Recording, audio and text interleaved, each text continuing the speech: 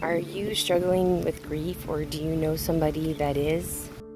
As a grieving mother myself, after losing my 26-year-old son in a tragic motorcycle accident, I can help you maneuver through that. It's definitely a journey between you and God. Nobody else around you can speed it up or slow it down. It's your own personal journey.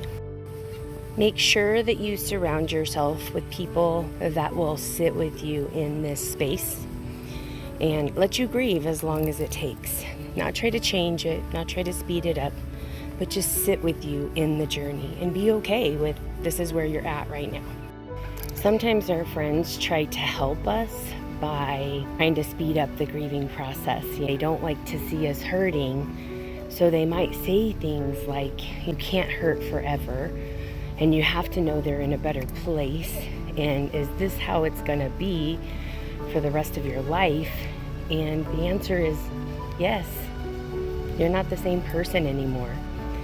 And other people around you need to understand that you'll never be the same.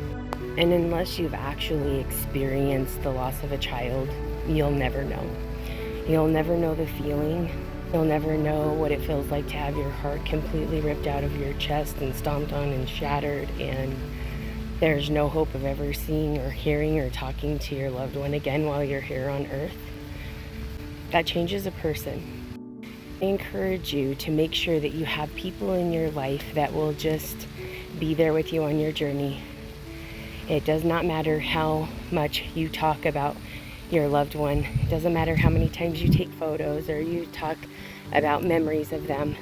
If the people around you feel uncomfortable when you talk about your loved one, then it's probably time to surround yourself with some other people that will be okay with the journey that you're on, and know that they can never understand how it feels, and not to try to change things. This is a journey between you and God, and let God guide that path. Let God work on your heart and work on your soul, and that's the only thing that you need to listen to when you're going through grief. You have to learn what to take in and what to let go when people say things to you.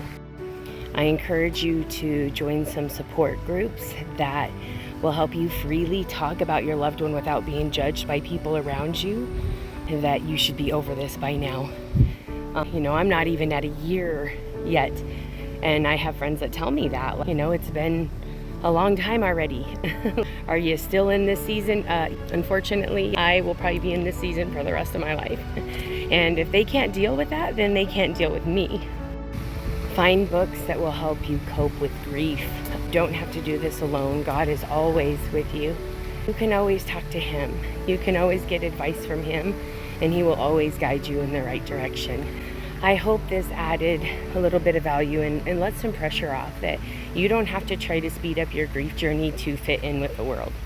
Because those of us that have lost a child, it'll be really hard for us to fit in to your world as it used to be before this loss. Give yourself some love and some grace and some peace, and know that yes, you will move forward every day, and you will put one foot in front of the other, and you will get up and you will go out there and live your life.